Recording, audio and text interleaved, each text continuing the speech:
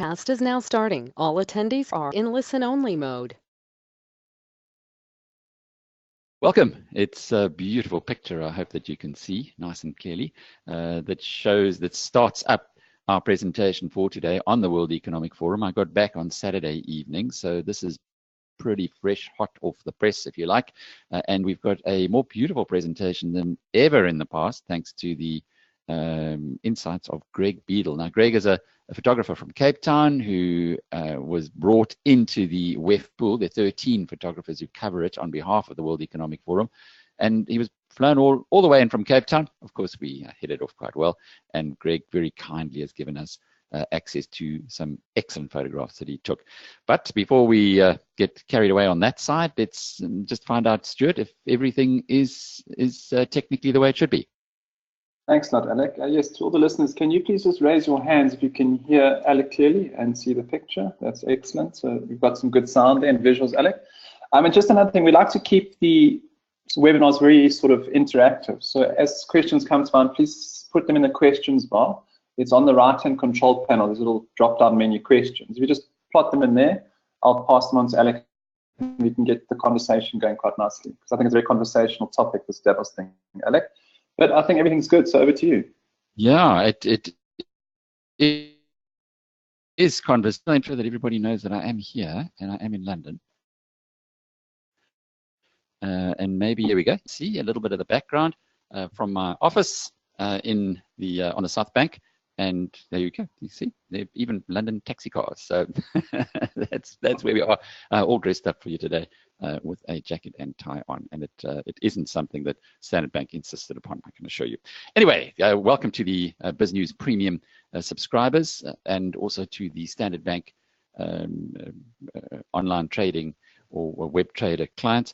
We look forward to being in your company now for the next about an hour or so. Depending on how many questions come through. And Stu, I just want to check with you. Can you see the presentation nice and clearly?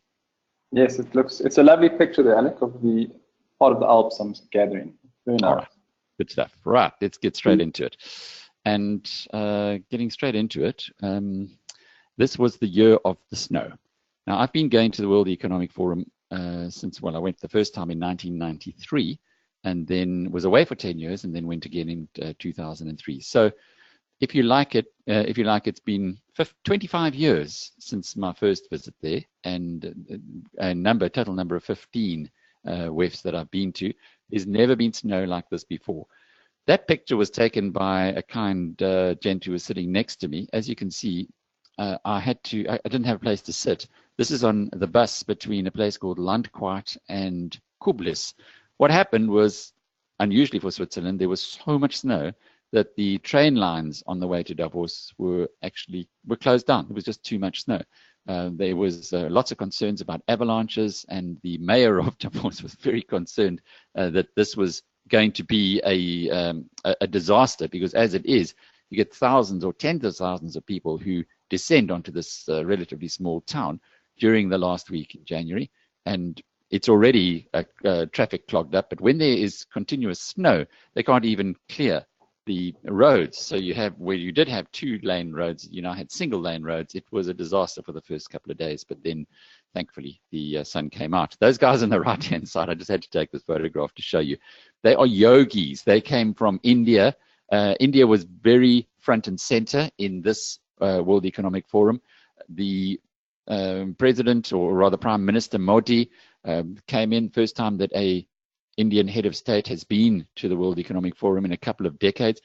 He came in and left within 24 hours. So lots going on in his own country, but a big Indian contingent, and certainly for the beginning parts of Davos, they were much in the highlight. Many people are looking to India as being the next sensational driver for the global economy into the future.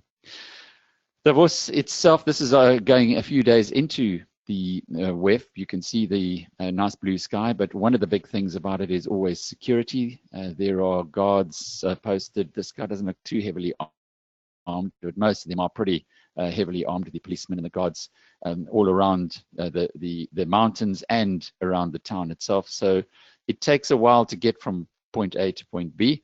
This year with Donald Trump arriving on the Thursday evening.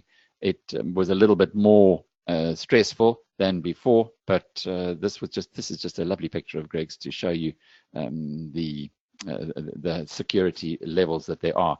That's a picture of what was happening on the Tuesday. Huge snowfalls, and this area is where you walk into the Congress Center. As you can see with that little slide on the left-hand side, slippery floor. Gareth van Zyl and I slipped a few times, fortunately not badly. We didn't put, I think if you slip on these black ice, and particularly coming from South Africa, it's not easy to negotiate, but we managed to get through it. Unfortunately, there were quite a few people who did slip and fall. Also interesting, this year, for the first time, I realized that the local people of Davos actually have a prayer meeting, which is a lovely touch, isn't it? They have for the full week, and it's been going for 20 years. People get together in a church, the locals, and they pray for the people, for the WEF, that the decisions that are taken are the right ones. It just shows that the whole town gets involved in this, not just those who are profiteering, and my goodness, are they profiteering. This is an indication of the commercialization of this little town, and also to explain, to show to you how much the crypto and blockchain has come. It wasn't really that strong on the agenda, but around the World Economic Forum, there were a number of these organizations, cryptocurrency organizations. Ethereum was there in full cry, holding events throughout the 5 days of the World Economic Forum, took over shopping, the shopping precinct. In fact, virtually all of the shops in this town along what they call the promenade or the main street were closed and taken over by companies because the shopkeepers can hire out their businesses and receive in 2 weeks rentals from companies like these cryptos. They could receive a full year's rental. So they do it. They just vacate this for 2 weeks, take in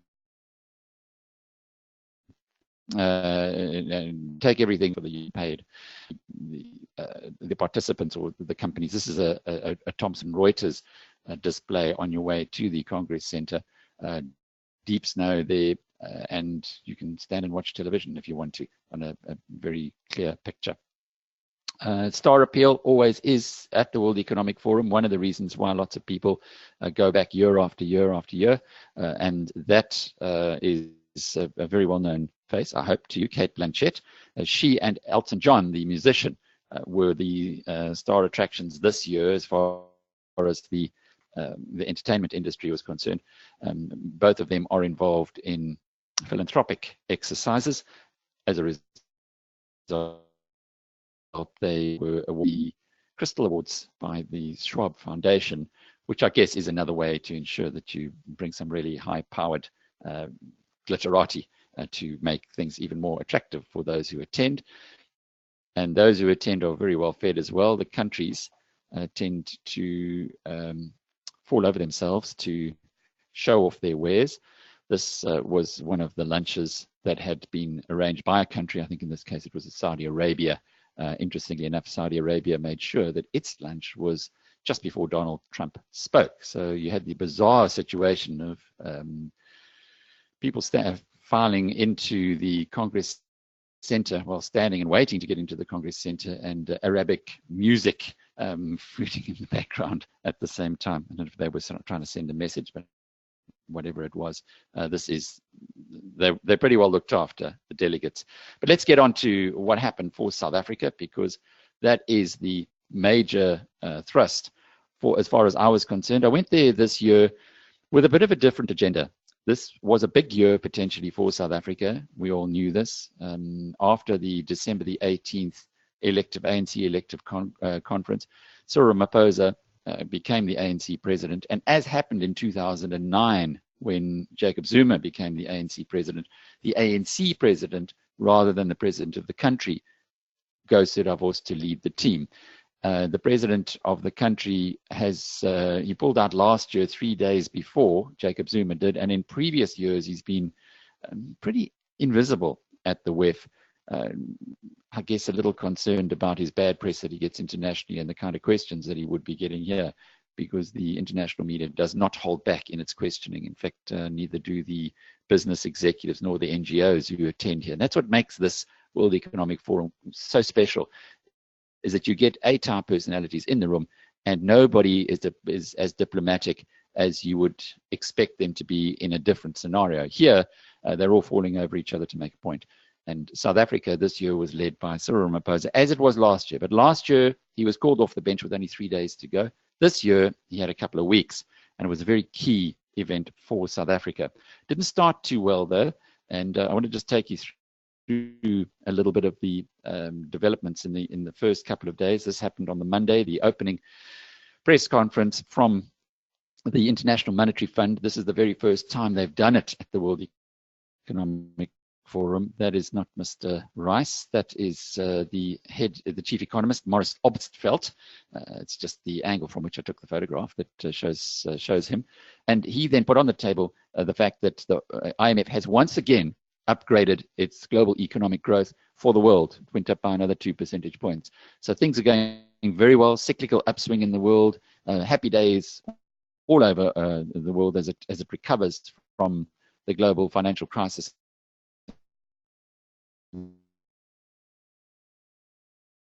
Continues on its negative, in that South Africa was one of the few nations to be downgraded by the IMF. I asked him in the question and answer time after they'd stated or done the update. And incidentally, this always used to be done in Washington. They moved it from Washington to Davos this time for this year for the first time to update their forecasts, and that just gives you another indication of the pulling power of the World Economic Forum. I asked him why, after the elective conference, or after the elective conference in Cyril Ramaphosa and already the statements that have been made about reforming some of the bad economic policies, whether they would be reassessing South Africa. He said he saw no reason to do so right now. And he said, well, maybe in 6 months' time we can look at it again. But a very negative response from the IMF. Pretty much a question of we're not buying it. Similarly, we had on the right-hand side, that is Bob Moritz, who is the chairman of PwC. Every year, just ahead of Davos, this is on the Monday night, PwC releases its CEO survey, a very important document. It is compiled after interviews, in-depth interviews with 1,300 chief executives around the world. And once again, the outlook for the world as a whole is very bullish. It was the CEOs have never been as confident as they were in this survey when they came. Everything hit new records. Bob Moritz was pleasantly surprised, he said, by pretty much everything that came through, excepting South Africa and Africa. I got hold of him afterwards and had a very interesting interview. It's well worth listening to. It's on the Biznews site, of course. And in that interview, he said that Africa, the chief executives are concerned about corruption, infrastructure, and the ability of Africa to leapfrog. They aren't seeing anything like that happening. They have got many other alternatives around the world, and they don't see Africa getting onto that list of the top 10 investment destinations anytime soon. I asked him about South Africa. He too, just like the CEO of the Maurice Obstfeld was non-committal and said, well, they will take a wait and see approach. It's the 21st time that PwC brought out this survey. So those two didn't exactly fill me with lots of excitement, as you can imagine. And then this really brought a lead balloon into the situation. This is the guy on the left-hand side there is Richard Edelman.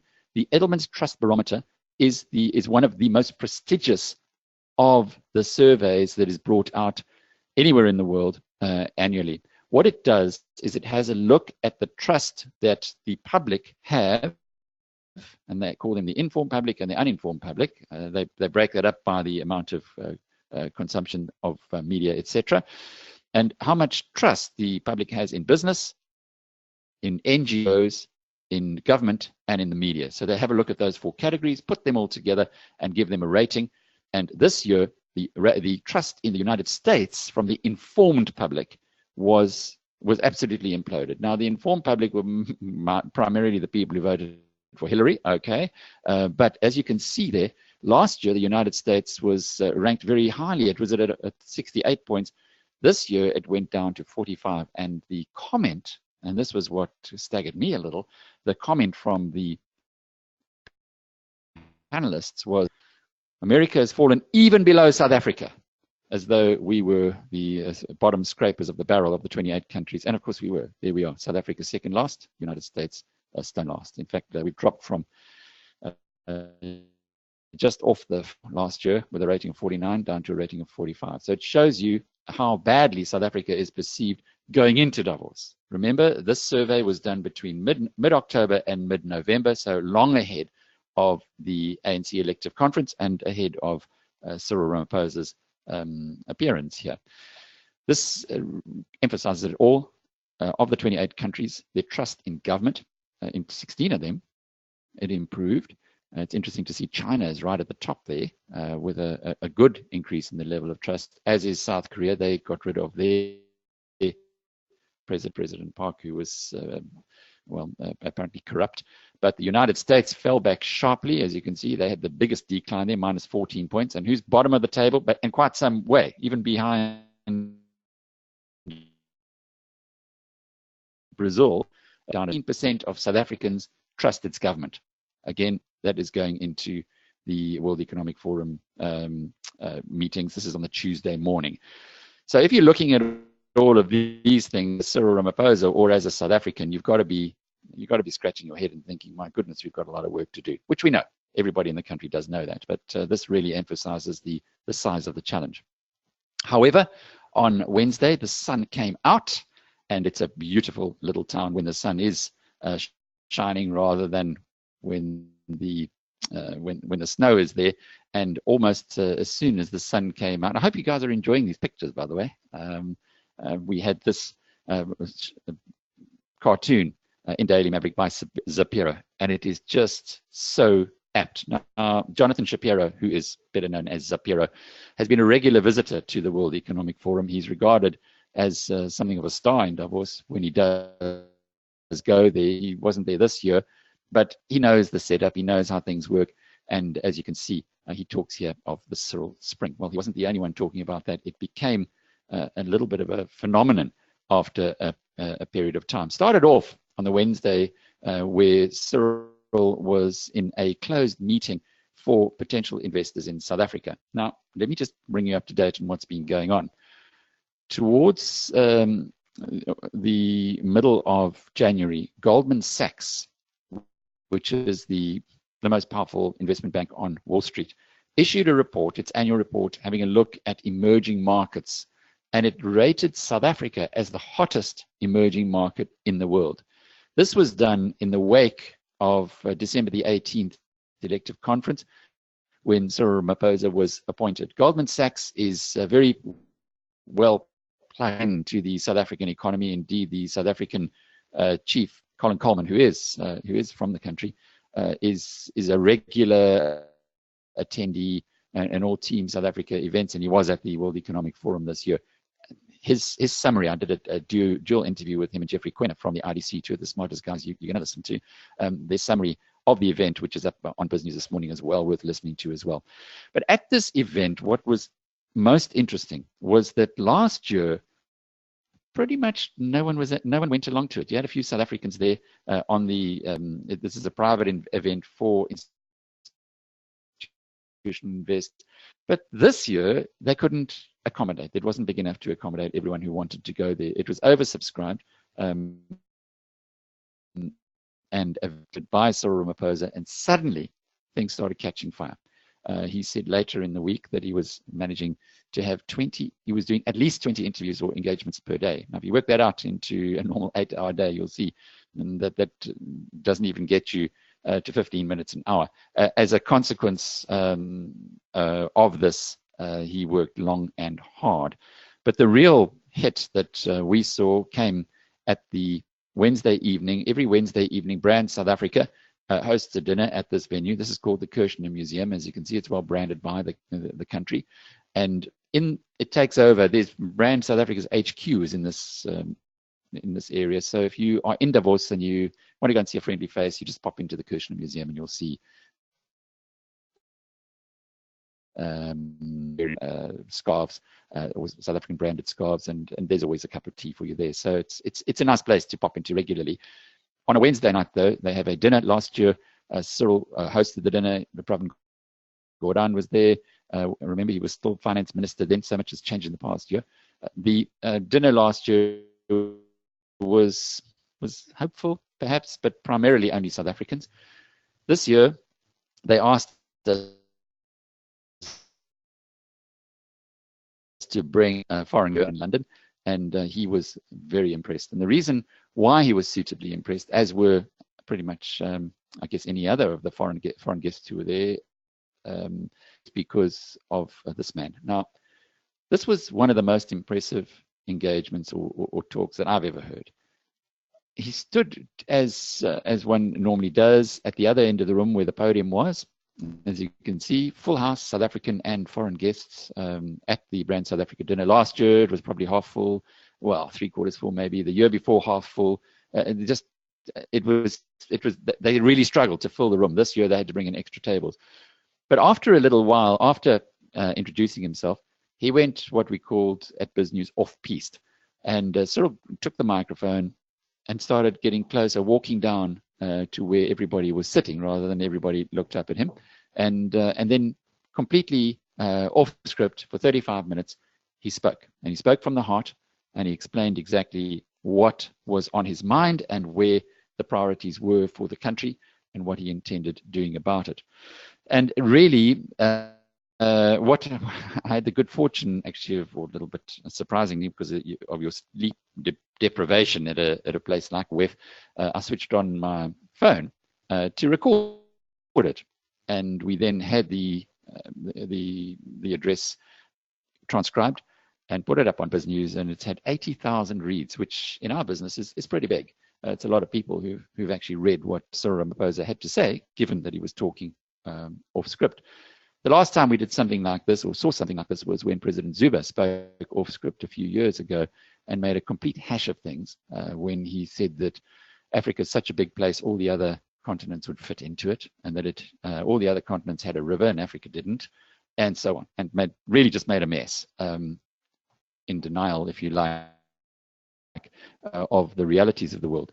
This time around, you had a superlative contribution, and I would urge you to go and read the transcript or go and listen to the president in waiting of South Africa, and he really focused on three things. He said the policy inconsistency is we are giving the message to foreign investors here in Davos that has to be addressed. We are going to address corruption. There will be no mercy for those people who have been corrupt.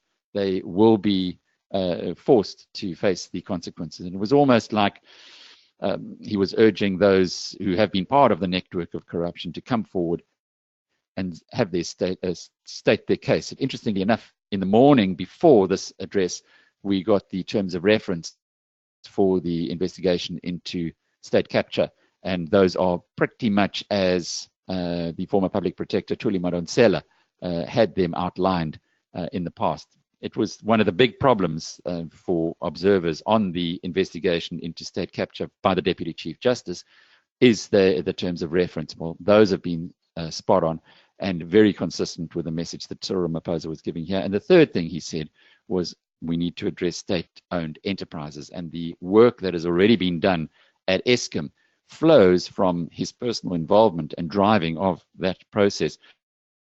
Part of the reason for that, he told us this evening, was that he had received a memo from 400 managers, senior managers at Eskom, to say the place was in big trouble, please, he needed to intervene. He said that he also, while he was in the pre-Davos gathering with chief executives and other South African delegate people, one of the chief executives stood up and said, Mr. Ramaphosa, you needn't even go to Davos if you don't do anything about Eskom, because Eskom is on the brink, and people know that around the world. Remember, Eskom has funded a lot of its capital investments from foreigners. Eskom bonds are traded all over the world. And as a consequence of that, he said that if you don't get this thing fixed up, you're not going to be, you may as well not go to Davos. And the third thing Cyril shared with us this evening, he said that he was walking with his daughter, and there was a guy running. doing his exercise, and he stopped. He said, he introduced himself as he said this young man worked in the capital department of Eskom, and he said, Mr. Deputy President, you really, really have to do something about Eskom. Things are on a knife edge there. We're in big trouble. And the consequence, a lot of the degree, we've seen the very competent Jabu Mabuza being appointed as chairman of the state-owned enterprise, and where Eskom goes, others will follow. Of that, you can be certain. So that was his message, really, his message to the South African delegation, which he repeated in those 20-plus meetings a day with leading investment bankers and foreign investors who are looking at South Africa. And the message is, we're going to address the inconsistency in our policies.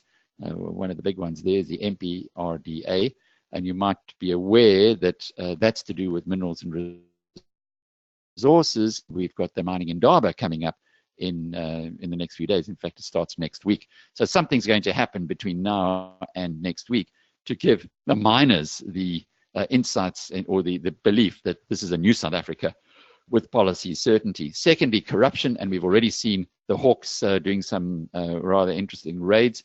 And the third thing is the state-owned enterprises. So Ramaphosa is talking to whose ears it's absolute music. Of course, he's already starting to follow through. People will not believe it until things happen, but he has certainly begun on that. And the people who do believe it are those who are in Davos, and those are the power mongers, if you like, who have the ability to change our fortunes. This was the press conference, again, where the message was once more totally consistent. So it wasn't a complicated message. It was a consistent message to say, we've made mistakes. The governing party understands that it has got problems, that we will not brush them under the carpet. In the past, there was only a perception that there was corruption. We spoke about it, but we didn't really believe it. We've now grasped the nettle, and we are addressing the corrupt practices. This was it was a consistent message that came from all of those who were at the press conference. And as you can see, Cyril Ramaphosa there giving making a point or two. What I found most interesting about the press conference was the chat that I had with Rob Davies, the Minister of Trade and Industry, afterwards, where I did ask a question during the press conference. How have you guys found the difference between 2017 and 2018 in Davos? And they all said it was almost like being in a different universe. In 2017, no real interest in South Africa. 2018, run off their feet. And the way Rob Davies was, he said last year those who sought him out to have discussions with him were actually just wanting to complain. They wanted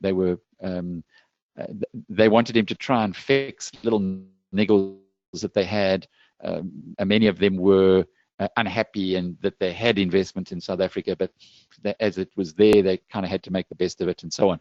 He said this year, without exception, those who met with him, and he had a very busy schedule, he said that he was sought out by many people he hadn't seen for a while, was that they wanted to either expand their existing investments in South Africa or to bring new money into the country. That's extraordinary.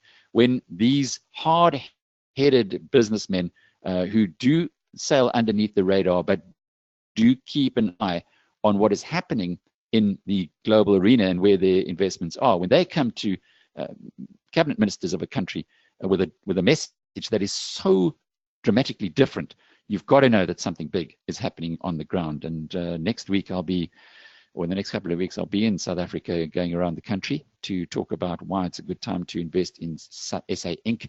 This is one of the big reasons for it. Another thing, there's Cyril Ramaphosa again leaving the press conference. Like to see this. Often the state leaders are followed by up to a dozen, sometimes even more, hangers on who shield them or protect them from the rest of the world. And here's Ramaphosa sitting on a golf cart, after his press conference, off he goes to his next appointment. It just kind of gives you, and by the way, I asked them, please slow down, I'd like to take a photograph. And that's why they were all laughing at it. They actually stopped, and well, the fellow who's driving there, he does that during the whole of Davos. He goes up and down. That's all he does, is he drives his golf cart to the top and brings him down to the media center. But as you can see, very confident, very happy, and a very excited South Africa Inc. A terrific photograph here of Cyril Ramaphosa by Greg Beadle. And if you were a man from Mars and you came down and you saw this gentleman, you'd have to say, man, he's intelligent, he's articulate, he speaks off the cuff, he has a great feel for global economics. He's got to be the star of the show. But in fact, he wasn't. This guy was the star of the show. It was quite extraordinary. Donald Trump arrived in Davos to all kinds of conflicting messages, but he did bring. Remember, this is the ultimate protectionist. He's put America first. He's fighting free trade. He's pulled out of a couple of trade agreements already. He suggests that he would like to pull out of NAFTA as well, North American Free Trade Agreement. That's between the US, Canada, and Mexico, and a few others.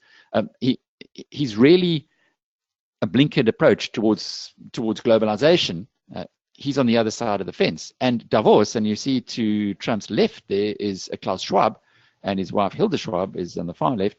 Davos is all about, the World Economic Forum is all about globalization. It's all about open societies. It's all about promoting integration around the world. Of course, Trump is the opposite. So what would you expect? You'd expect Trump to arrive and to be either shunned or ignored. It was precisely the opposite. Now, whether this was because of a curiosity factor or whether it's because he just has this magnetic star appeal, matters not. He came into this was on the Thursday afternoon.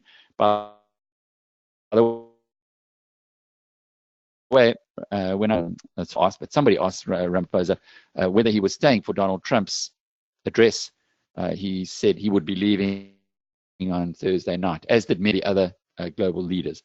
But many of the delegates at the World Economic Forum waited for the Friday morning address. And when Trump came in there, literally, people stood 4 deep to get a glimpse of this man. And as he was walking into the center, he brought, by the way, 10 cabinet ministers from the US cabinet. One of the journalists shouted out and said, "Trump, you're not welcome in Davos." And this was the picture that Greg took immediately afterwards. And he opened his hand. He says, "What do you mean? Look around you." I guess he's got a point on that one, because there were, it really was a star attraction. And a beautiful picture that Greg picked. Bonang Mogale, who is the head of business leadership South Africa, has been very outspoken on numerous issues, particularly on corruption in South Africa. He's pretty outspoken about Trump as well. And he called for a boycott, and he was all over the international news as a result of that. And indeed, most Africans did boycott the Donald Trump speech, primarily because of the comments that he allegedly made in a meeting with the Democrats, where he called South Africa and or Africa, the entire Africa, Haiti and El Salvador shithole countries. And he hasn't apologized for it. And Bonang felt that it was the right thing to do not to attend the speech. Well, being a journalist, that wasn't on my agenda. So I went and stood in the queue, and you can see there, this is half an hour before Donald Trump was due to speak. And look at the queue behind me. I'm looking forward towards the Congress Hall, and that's the queue behind. It was a crush, as people just were desperate to get into a plenary hall, which holds about 2,500 people. Anyway, so as the story turned out, I got to the front of the queue, and this year I had a media badge, and they explained that wasn't good for getting into. I had to go through a specific media entrance. And so after half an hour of being jostled and squashed and everything else, only to be told to be turned away, was a little unfortunate. I went off to the other side, and by then there were only 150 seats that had been reserved for media, and those clearly had been taken long ago. So that meant that I had to, I wasn't in there, and then I was following Bonang's boycott recommendation, but of course not willingly, just because I couldn't get into the hall. But it gives you an indication of the star appeal of the man. Not everybody was starstruck. These two gents were having a nice smoothie and a chat, and it was good to chat with Lesetja Kganyago, the Reserve Bank governor. This was while Trump's speech was being made, and he mentioned to me that he'd also been, he would regard this as the most successful World Economic Forum that he's had in many a year. Last year, he said people met with him out of politeness, out of courtesy. He said this year they sought him out. This year they were looking for him. People from all over the world, other central bankers, other bankers, etc., were very, very keen to get into his diary, to have conversations with him. There is an excitement, there is a buzz about South Africa's delegation, not just at the World Economic Forum, but because of the transformation that is happening in the political environment.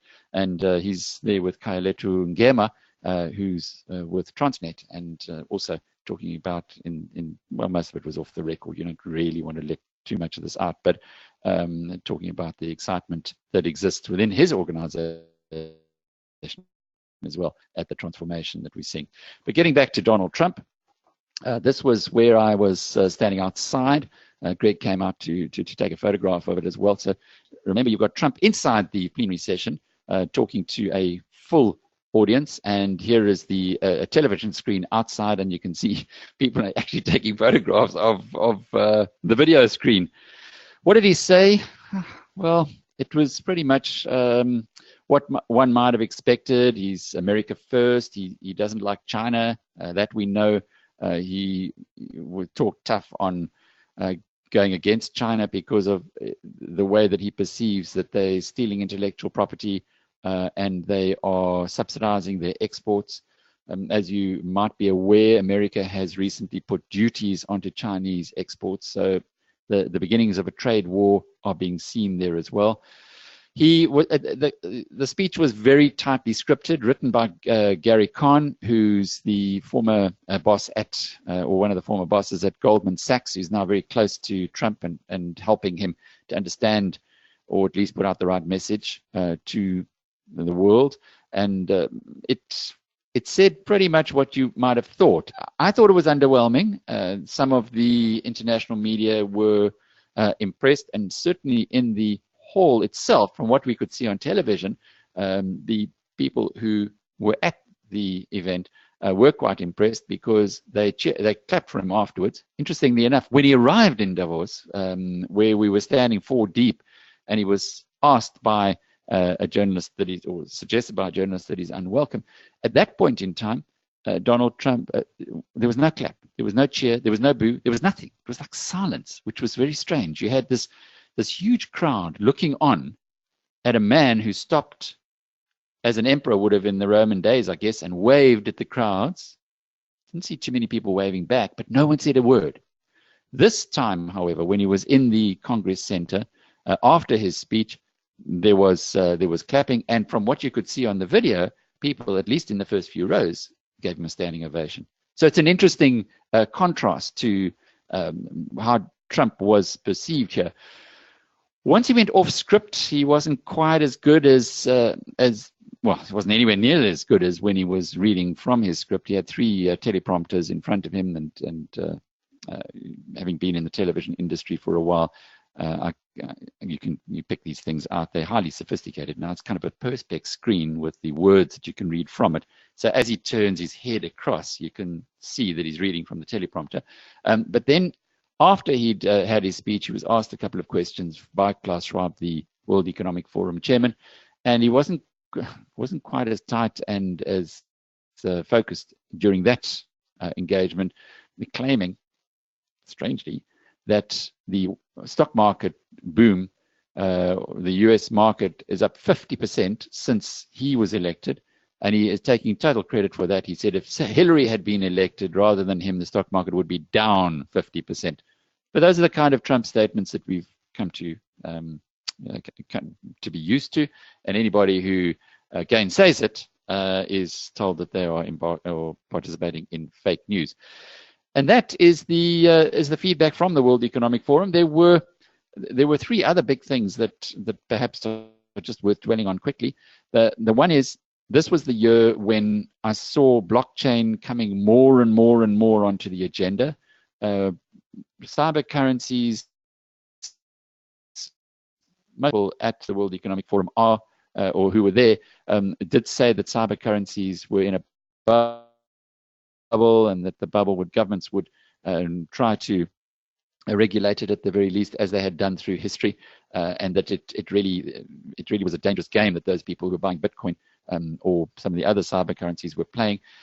There were many of these questions in sessions, and from the IMF through to some of the other areas, or some of the other press conferences that I attended, it appeared as though the public wanted to know, or the participants and the media wanted to know more about what's going on with cyber currencies and Bitcoin. But the participants dismissed it, and they felt that maybe we've got a change here. We've got the status quo being challenged.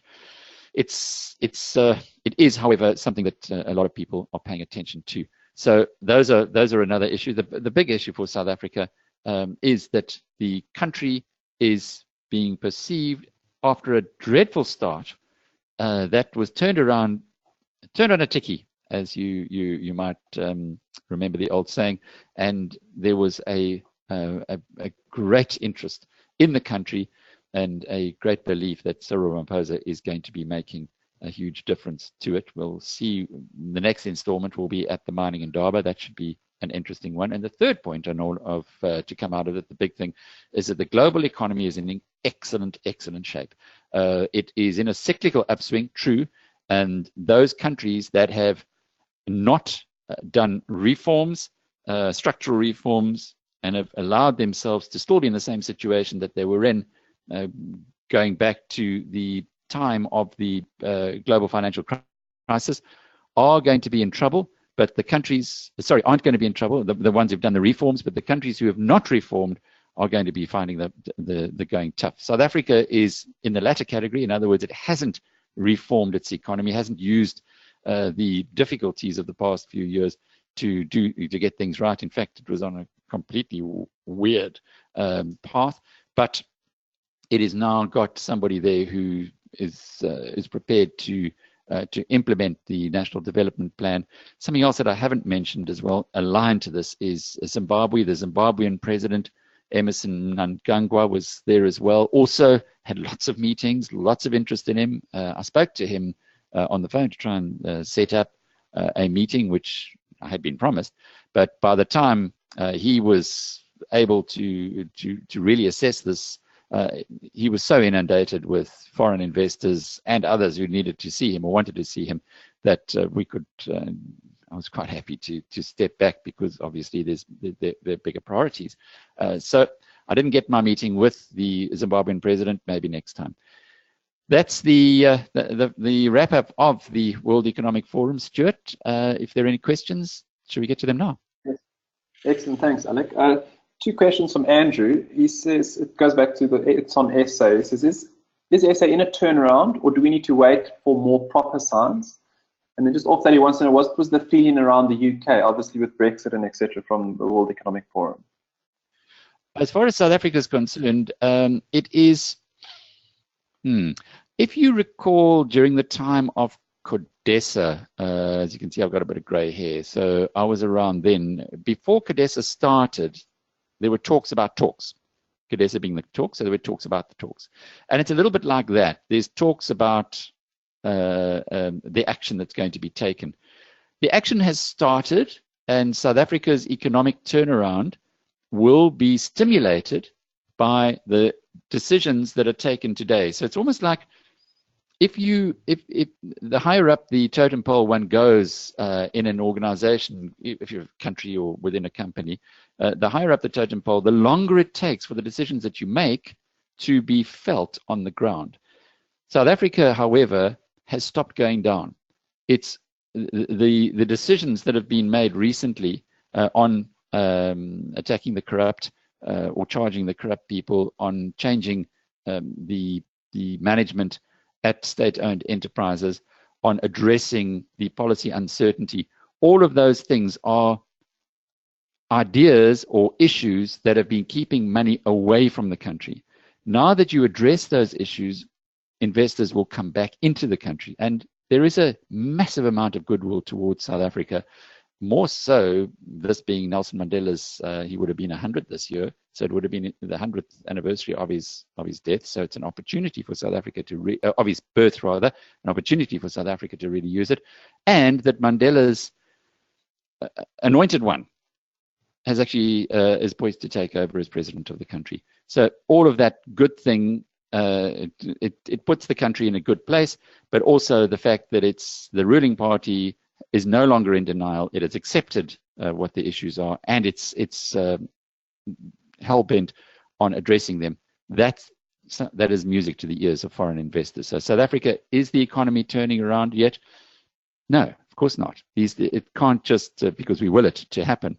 But you've got to understand that the elevated emotions, and if you're in South Africa, I'm sitting here in London, but from all of the engagements that I have with people that back home, the feeling is that the emotions are being elevated. Cyril says that he's going to appoint patriotic, capable South Africans who love their country and do not want to put their families and themselves first, because there's a huge turnaround to happen. As you see those appointments going through, and more you'll see the high caliber of person being put into important roles within the governing structures in the country, you will see the impact that they will have. Because when you are leveraging a tired old machine like this, or a machine that's been going downwards, you have low-hanging fruit. You have very, very quick wins to be made. So it's likely that you'll see that in the short term. Of course, the Rand tells it all, doesn't it? The share price of South Africa, which has rocketed since Ramaphosa came into office. Below 12 to the US dollar, it was worse than 14. As far as the UK is concerned, it was very quiet, surprisingly enough. Theresa May did speak. She had polite applause. She said very much the stuff that she's been saying throughout, good, solid. We believe in the rule of law. We believe in a rules-based trade. We believe in all the good things that democracies propose. We also believe in an exit from the European Union that will be measured and done responsibly and sensibly. And the UK delegation, again, they would have been happy with her competent management of the global community, but there was nothing to change any opinions one way or the other. Thanks, Alec. 2 questions on the trust barometer that you mentioned from Edelman's. We actually, it's quite nice to see Trevor Forpan actually resides in Sweden. He wants to know why they're so low, as well as Japan, from Dion. He doesn't quite understand it. He says, as a comment, he said, would it be that they're selling inappropriate airplanes to SA? But I think that's just an off-the-cuff joke, you know. Yeah, the sales of planes to South Africa would certainly not rank here. It's an interesting survey. There's 33,000 people are polled around the year. It's been around the world. It's been going for over a decade, well over a decade now. Why are they? Why is Japan so low? Did you say Sweden? Sweden's not bad. Sweden and Japan. Sweden's above Australia, above Spain, above Germany, above UK. That's not bad. I would have thought. We'd love to see South Africa up there. And indeed, a biggest change in the last year. If you have a look on the right-hand side there, it says United States down 23, but Argentina and Sweden up. So clearly Sweden is lifting its head again and getting into a better position relative to market. Macri, the new president there, who a former mayor of Buenos Aires and a former businessman, who's doing amazing things in Argentina. So there's an upliftment. It's almost like what you see is happening in Argentina is the potential for South Africa to see this significant improvement. But as far as Japan's concerned, well, there should be no surprises there. Japan just can't get out the starting blocks. They've thrown money at the economy. They've tried everything they can, the government this is, and they just can't get going. They can't get the economy growing. So that's part of the reason why the informed public in Japan don't really trust Abe and the other leaders. You can see Russia and Poland also on that graph down towards the bottom. Thanks, Alec. A question from Oratile asks, do you think Cyril is waiting on the outcome of the state capture inquiry to remove some of the top 6 that are implicated? I ask because it would be hypocritical of him if he were to continue working together with those implicated. Yeah, it's a really good question, and I wish I had an answer for you. My own feeling on this is that Cyril Ramaphosa is playing this brilliantly. He's not trying to, or let's put it differently. In Europe or in some other parts of the world, when one of your leaders might have previously been highly esteemed has a misstep or goes in the wrong direction, there's no compunction from the communities there to proverbially chop his head off and to display the head to the masses as a person who was all bad. Of course, nobody's all bad or all good, and many people were pretty good in the past. As far as Cyril Ramaphosa's or as far as Africa is concerned, there's a far more dignified approach towards this kind of dismissal, if you like, of the leaders. If you even have a look at the way that the Zimbabwean government, the new Zimbabwean government, and the Zimbabwean people have treated Robert Mugabe, who almost single-handedly has been responsible for, at least in the last 20 years, an imploding economy that's shrunk to a fraction of the size of what it was before he took over. He's been treated with dignity because he made a huge contribution to the country at a time when they really needed him to. One shouldn't forget that the ANC is still a liberation party. It has still got leaders who have sacrificed enormously in the past. Jacob Zuma was in jail for 10 years. He was on Robben Island for 10 years, whatever else he's done subsequent to that. And people's memories are longer in Africa. So Cyril Ramaphosa he has a tricky task. Everybody knows that corruption, everybody knows the ANC has lost its way. He admits it, as does any other rational person working within the ANC. The best way to address this is not to get personal, is to allow the law to take its course. And that's the smartest way of addressing it. So he cannot now go against those who voted for the top 6 and suddenly fire, I don't even know if the Constitution allows him to do that, those who've been appointed to those positions. But what he can do is he can have the law interrogate whether or not these people are suitable to be holding those positions. And that's exactly what is going on now. I don't think he phoned up the head of the Hawks and said, go and look into the Vrede farm and raid Ace Magashuli's office. That's just not his style. But what he will do is he will most certainly, as Nelson Mandela would have done, give the authority and support the authorities or the institutions who have the responsibility for doing that kind of work. So I don't know what's going on in his head, but I do know from what we heard from him and from his very clear and very direct approach is that those who have been corrupted are going to pay the penalty. I pressed quite a few of the cabinet ministers in both formal and informal discussions. And the response that I got, because my thought was, well, perhaps it's time for South Africa to have another Truth and Reconciliation Commission, another TRC, where those who have done the wrong thing, who are corrupted, can come up and admit and get on with their lives, and we can all get on with our lives. The response was no. Corruption is a crime, and if we don't deal with it properly, as the law says we should be dealing with it, then we are sending a message to the next generation, which will be a very unfortunate one because it would put us onto the wrong path. So you can expect the many newspaper headlines, you can expect lots of drama, you can expect lots of excitement around this, but the reality is the wheels of justice grind slowly, but they grind very finely. And we can trust in the South African institutions. They have been stress tested, they have held up, they have not been subjugated by the forces of evil, and they will be coming more and more into their own in this regard. Of course, the big question here is how many people are going to go into the telltale or the tattletale room, as Paul O'Sullivan calls it, because there's only so much space. You can't, not everybody can turn state's witness.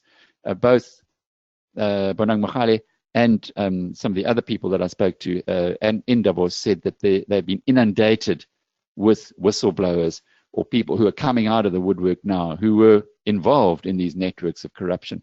And it's a bit of a free-for-all to see who can tell the most and prove the most so that they can get the most immunity or, I guess, suspended sentences or light jail sentences.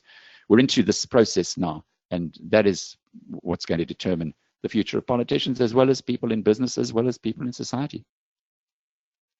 Excellent. Thanks, Alec.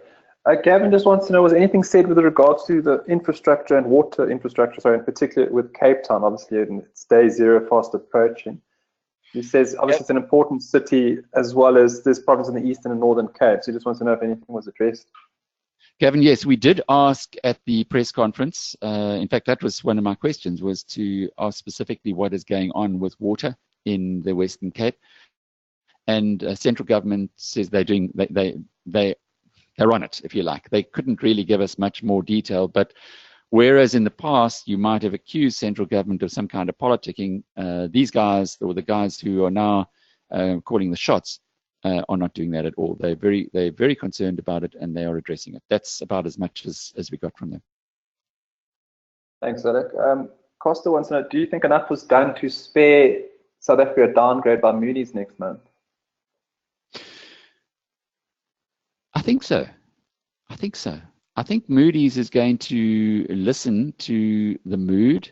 They're going to listen to what's being promised, and they are going to take the turnaround in attitude for what it means. And it does mean there's going to be action. If, however, we come in 6 months' time and there's been very little done, then Moody's would almost certainly do the downgrade. But remember, it's on negative watch was put there ahead of the ANC elective conference. You do have almost a change in government within the ANC, with the one grouping, the Zuma-affiliated grouping, who had a different economic agenda, and a very poorly managed one, as we can see from all the statistics and the rise in debt, etc., a misguided one. They're out of the picture.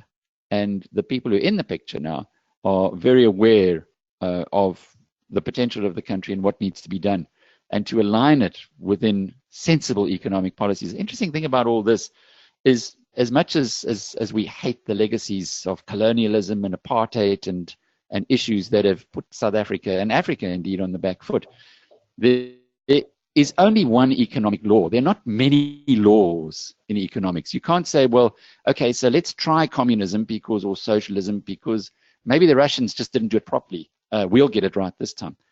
That's not the way economics works. Economics works on the basis that you can only spend what you earn, and you can't, if you keep spending what you don't earn and you borrow to do that, eventually there will be a day of reckoning.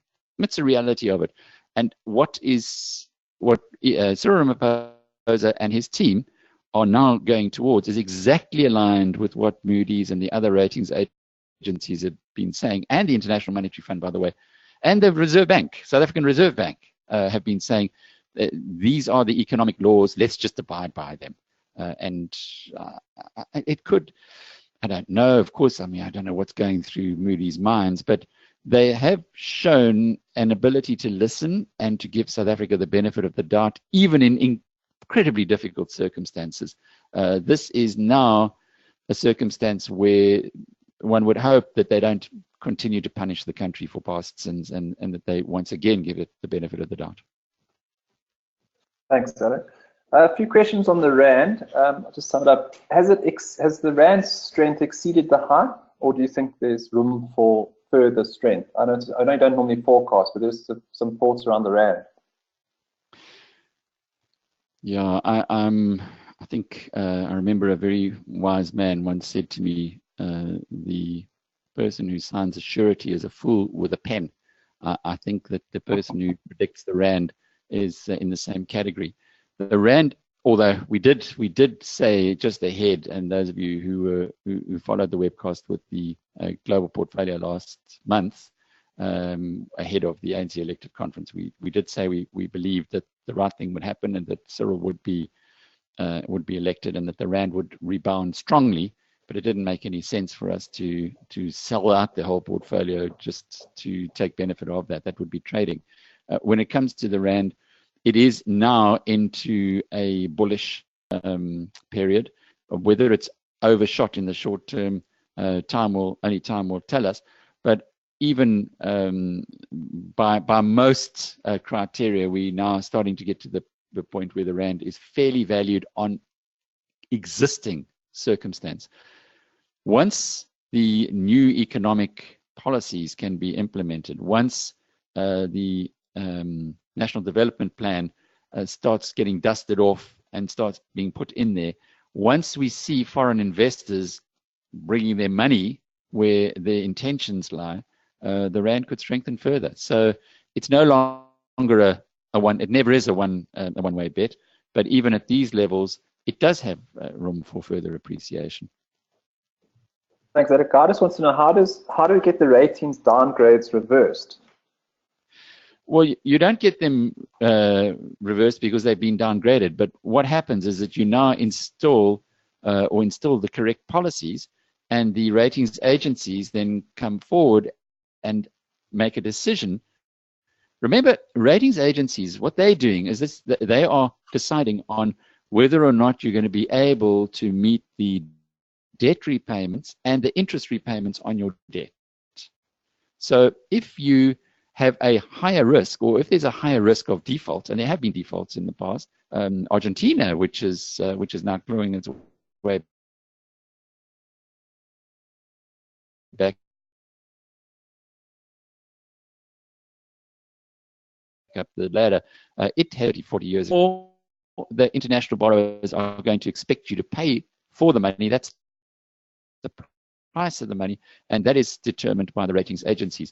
Will the ratings agencies reverse and make South Africa investment grade again? They would. I think we're going to have to see concrete evidence rather than talk before that happens. But the first step is to stop the negative watches, because what would happen in the ratings agencies? They downgrade you, and then what's happened to South Africa?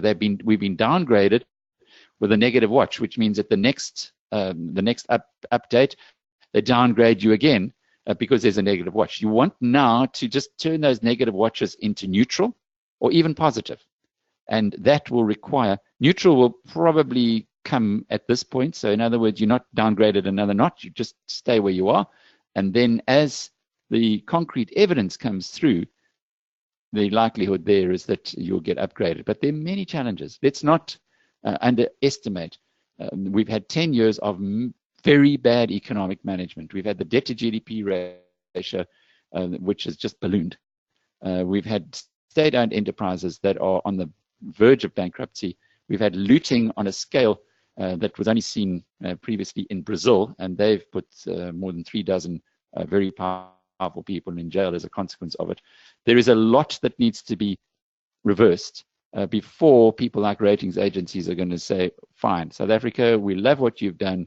We now believe that you are on the right track, and we believe that you're investment grade again, which is investment grade is the level where essentially massive pension funds around the world can put their pensioners' money into those bonds or securities of the countries involved, and not be concerned that they're going to lose it.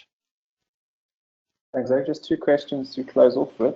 The first one is, aside from SA, any new tech themes come out of Davos? CNN was saying earlier today that AI, artificial intelligence, was a hot topic.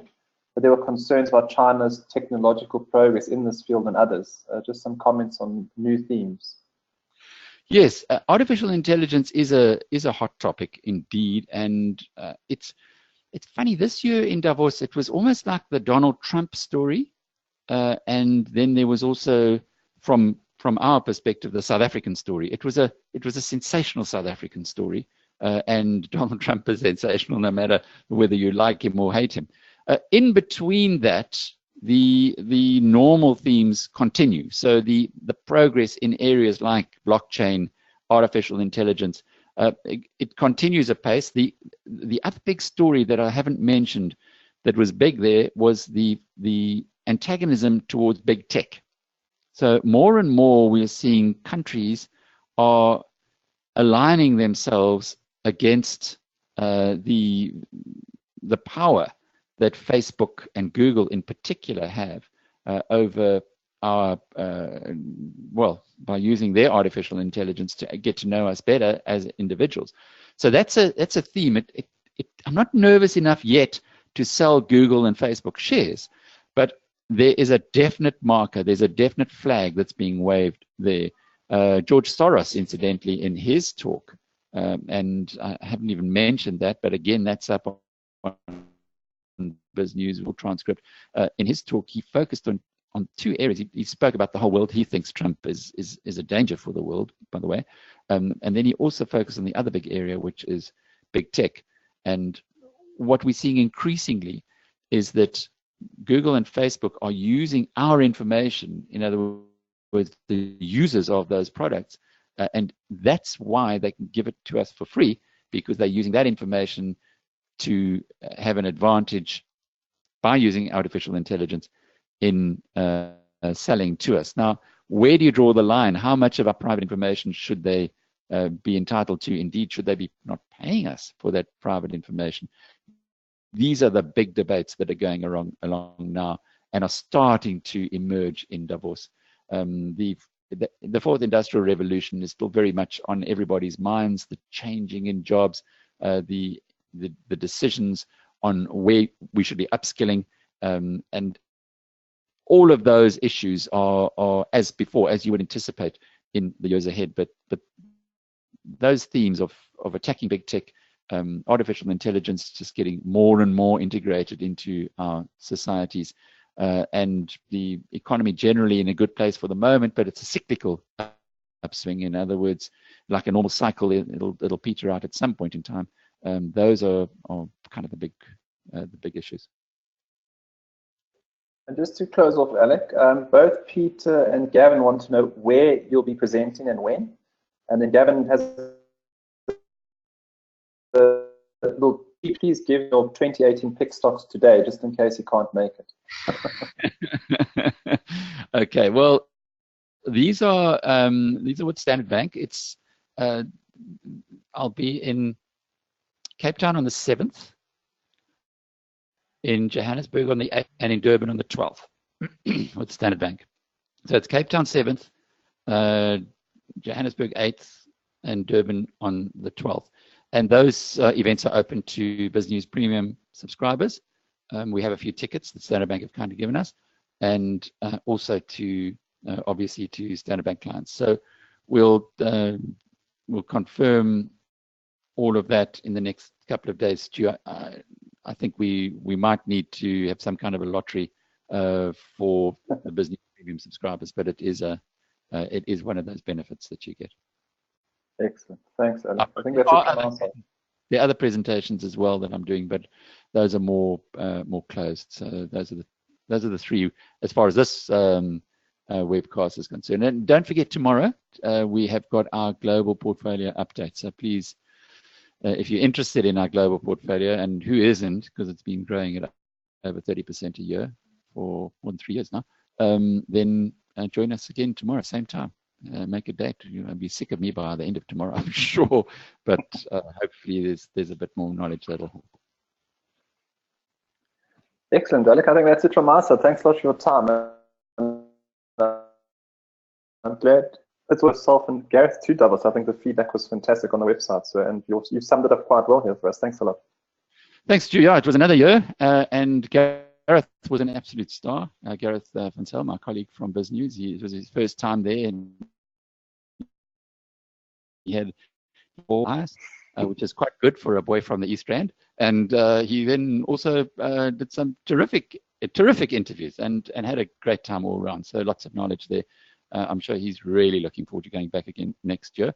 And there's lots on Biznews. So if you want a little bit more supplementary information, if you like, we really did produce a lot of content for you there. And look forward to getting back to SA. It's not so cold anymore here, Stu. I must tell you, the weather's already perking up a little. I mean, we're getting above 10 degrees, would you believe? So in Davos, it wasn't that cold either. I think we had 6 or 7 degrees in a couple of days, apart from the beginning, which was very, very chilly. So it'll be always lovely to come back to sunny South Africa, and look forward to seeing you guys next week. Excellent. Thanks, Alec. So long then.